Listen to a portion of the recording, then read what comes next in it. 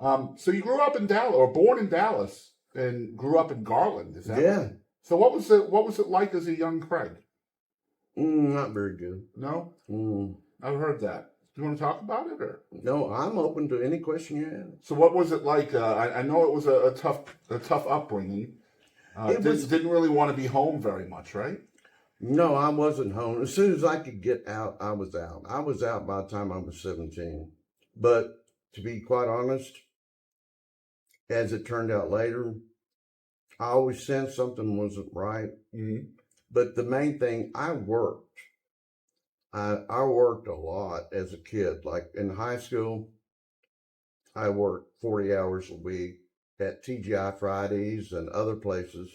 I even spent my 16th year living in Shreveport by myself. Wow. When the phone calls were a nickel Mm-hmm. and gas was 24 cents a gallon. Is that when the phone numbers were only 5 numbers? Yes. Yeah. And, I grew up with the concept of, it's so funny, whenever I used to do long distance call by Muddy Water, it's like nobody knows what a long distance call is anymore because everything is a long distance call, but nobody calls it that. And you try to explain a payphone to somebody nowadays, forget it. Or a party line. Yeah. Exactly. And everything used to be like BR85364. Yeah. They use numbers. Yeah. But no, I mean, I was a typical kid. I sucked my thumb all the way until the end of my 6th grade. Mm-hmm. And I still played sports. So somewhere out there, I'm playing middle linebacker, sucking my thumb the whole time of the game, But I guess I didn't do my schoolwork in the 4th grade, but I read every book in the library. Were you an only child? No, I have a sister. Okay. She came around about a year and a half after me, but my mother had me when she was 15. Yeah. So they were just kids raising kids, and let's just put it this way. I couldn't wait to get away. Yeah. And then the reason that I never indulged in anything is maybe because I never wanted anybody to put me in a box again. Yeah.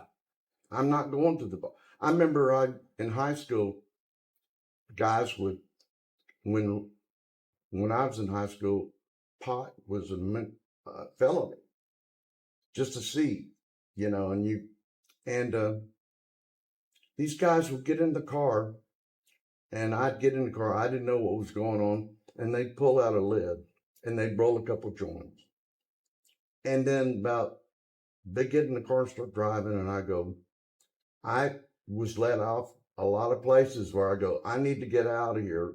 Let me out. And they go, why? And I go, well, first of all, you don't need to bring the whole lid.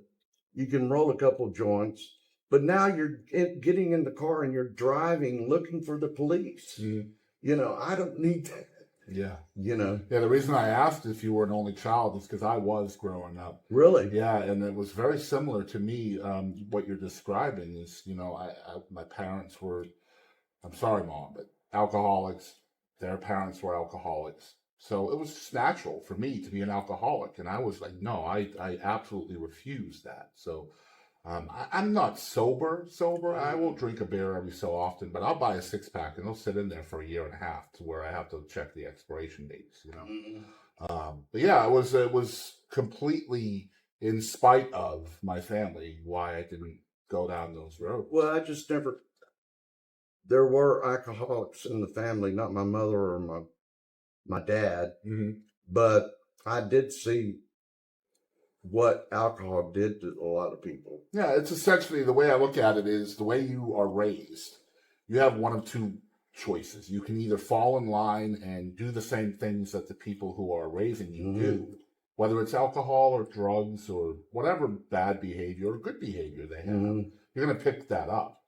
You can either choose to fall in line or you rebel against that and you want something better. And I just always wanted something better. So. Well, I did have a saving grace. My grandfather, who was part Cherokee, Um,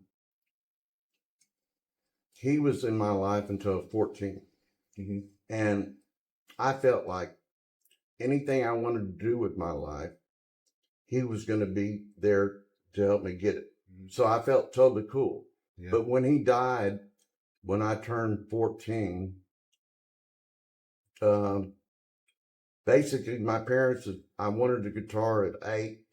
They gave me a guitar that as a professional, I couldn't even keep in tune. Mm-hmm. And the hole was just too damn big. Mm-hmm. So I filled up the hole with music. But I wasn't allowed to play in the house. I wasn't allowed to play. Would you say music was your escape then? No, there was a hole of pain from loss. Right. And it's just a world, I mean, the best thing that happens to a guitar player, in my opinion, is to be played. You could play and 2 hours have gone by and it felt like a couple minutes. Right. But I always had, it turns out, later I found out, I was reading Guitar Player magazine and going, oh man, I'm screwed. I don't have any parents that are musicians. Right. And then I found out at age 27 that my real biological father was a jazz musician. Mm-hmm. And so, I went, I got a chance. Right. You mentioned your grandfather passing away when you were 14, and he was kind of instrumental in you picking up the guitar again. And he's a major reason why you are sitting on the stage, right? Yeah, he's the reason. Yeah. I mean, I wouldn't, all the other things that I remember when my oldest son, who's 41, turned 16, and he picked up the guitar. And I told him, and I don't want to get in trouble with other musicians, but I said, why do you think most of the guys that I know started playing guitar? And he would say, for fame. And I go, and he kept on saying stuff like for money and stuff like that. And then finally he came up with it. He goes, girls. And I go, yep. They all wanted to meet girls. Mm-hmm. It started out like that, you know. For you, it was a way to soothe the pain, though, wasn't it? To fill the hole, yeah, it was definitely to soothe the pain. It still does, I still don't understand how it all works. You think that I've been playing this for 54 years, you think I'd have a clue, but the only thing I know about guitar is I know nothing, man. It's like the veil of the dance of veils, It seems to me, as an outsider looking in and learning about you, it seems to me like music was your alcohol. It was your go-to. Oh, yeah. I'm addicted to music. Absolutely. Yeah. So when you're younger and you're trying to avoid home, what are the things you're trying to avoid? It was just manipulation, betrayal.